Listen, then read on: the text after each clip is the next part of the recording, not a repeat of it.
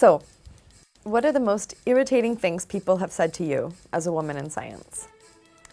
Actually, my high school teachers say that physics is for men.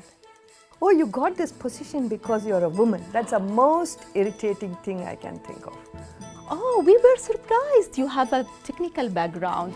I never thought that a lady dressed like this will have that much knowledge and be that serious and present that good material. She said to me, Amanda, you need to wear more feminine. This is too dull for you. That was kind of ridiculous. And because I was in the field, I was working. Or people have advised me to be careful about not dressing too feminine, or else I might be mistaken for not being a professional. But we're here to prove that it's not true.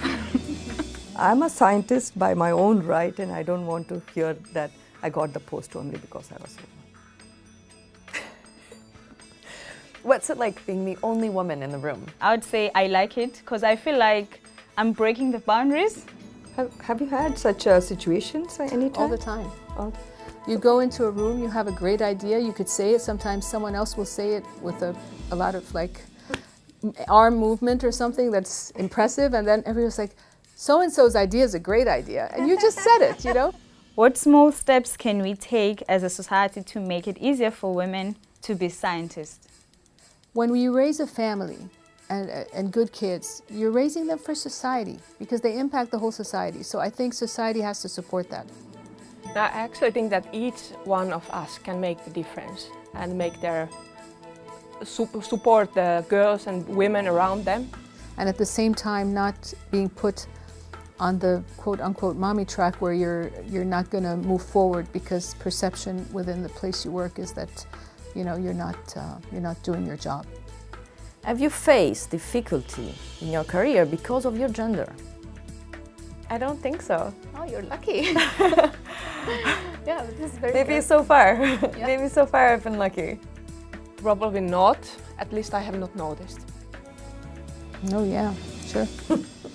For me, I sincerely had a lot of difficulties. As I said before, I don't really think of these things. If you look at CEOs of Fortune 500 companies, how many women are there? There's a reason for that. And we know women manage well, and there's a lot of studies that show that they do as good or even better than some men, but we still see that differentiation. And I think it's because of our perception as a society. We still have that perception. And I know that in many countries it's not so easy, and people need to work hard to aim to achieve their goals. I have to work extra to prove that I'm good enough. Do women have to choose between family and career? I hope not. I hope that that's not the case anymore. When I was a very young scientist and I had a family, I had children, so at that time I thought that it was difficult to manage. No, I don't think so. Because Marie Curie did the family work and research work, and she won the Nobel Prize twice. But with proper support from the system and the family, I think it's possible, and I have done it. I think we also work in an organization that Absolutely. has policies The in place organization, that absolutely. support the family and support the decision to have a family. This question, it is unfairly asked to women a lot, and it should be asked. To be fair, if it really needs to be asked, then it should be asked to women and men equally. What did people say when you told them you wanted to be a nuclear scientist? I think I have so good self-confidence that nobody had anything to say to it. If I want to do something, I will do it, and I don't care what other people say. Yeah, I definitely had a lot of surprise from my friends and family.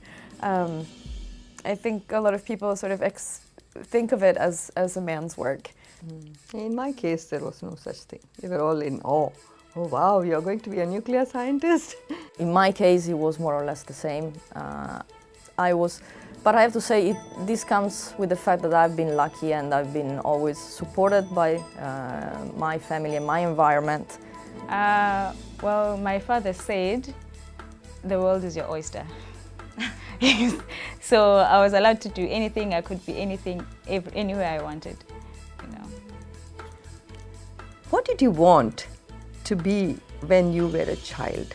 I remember thinking of astronaut or astronomer or something that had to do with discovering and finding out things. So. Okay, since I was 6 years old, I wanted to be a physician. At some point, I wanted to be a secret agent. So what would you say to a young girl who wants to work in nuclear science? Wow. I will say, please go for it. Please go for it. It's wonderful.